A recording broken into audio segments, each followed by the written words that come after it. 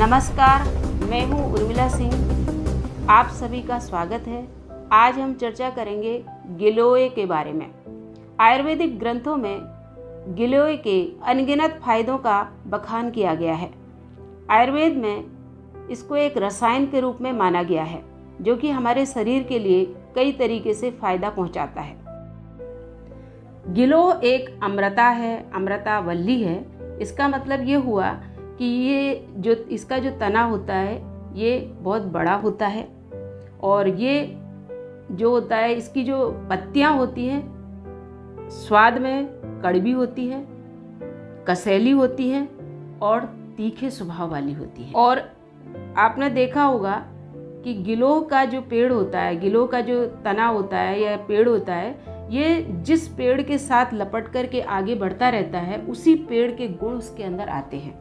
अधिकतर यदि हम गिलोय की बात करें तो नीम का जो पेड़ होता है, नीम के पेड़ से यदि ये लपटता हुआ जाता है तो नीम के गुण उसके अंदर आ जाते हैं। तो कहने का मतलब है कि जिस पेड़ के साथ ये लपट करके चलता है उसी का गुण इसके अंदर आ जाता है।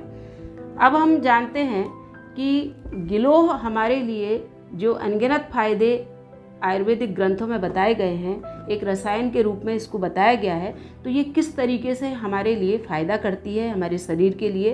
तो आइए देखते हैं। सबसे पहली बात तो यह है कि हमारी वात, पित्त और कफ, इन तीनों समस्याओं को ये दूर करने का काम करता है। दूसरी बात यह है कि हमारे पाचन शक्ति को दुरुस्त रखता है, कब्ज संबंधी समस्या को भी ये दूर करता है। दूसरी बात यह है कि एक टीबी का जो पेशेंट होता है, टीबी की जो बीमारी है, तो टीबी की बीमारी का कारण मतलब टीबी किस कारण से किन जीवाणुओं की वजह से टीबी हो जाती है, तो टीबी के जीवाणुओं को खत्म करने का काम भी ये करता है।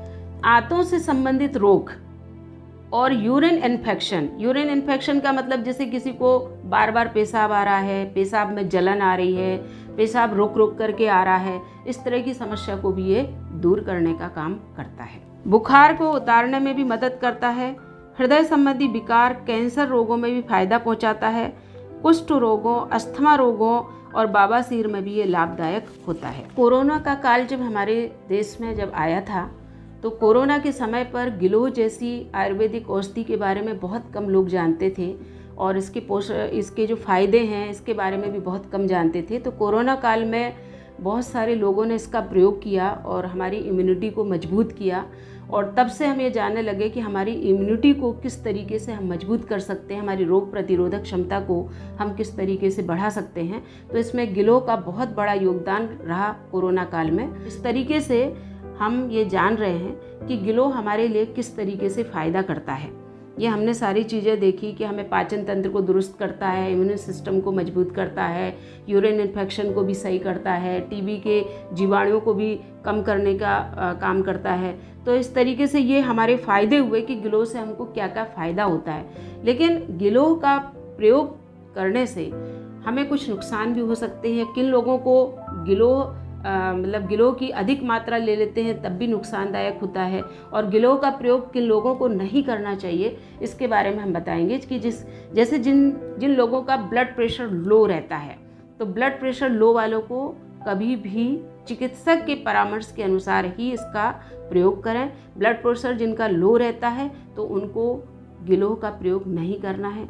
इसके अलावा जिनका शुगर लेवल कम रहता है, मधुमेह वो तो कम करता है ये, लेकिन मधुमेह रोगी जिनका मधुमेह कम रहता है, मतलब जिनका डायबिटीज शुगर लेवल बिल्कुल कम रहता है, तो उन लोगों को गिलोय का प्रयोग नहीं करना है। इसके साथ ही जैसे गर्भवती महिलाएं हैं, स्तनपान करने वाली महिलाएं हैं, उनको भी गिलोय का सेवन नहीं करना चाहिए।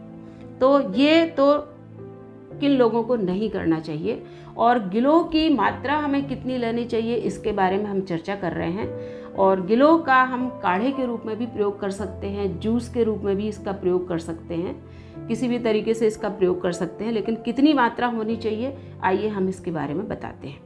चूर्ण की यदि हम बात करें तो 1 से 3 ग्राम तक दिन में 2 बार ले सकते हैं।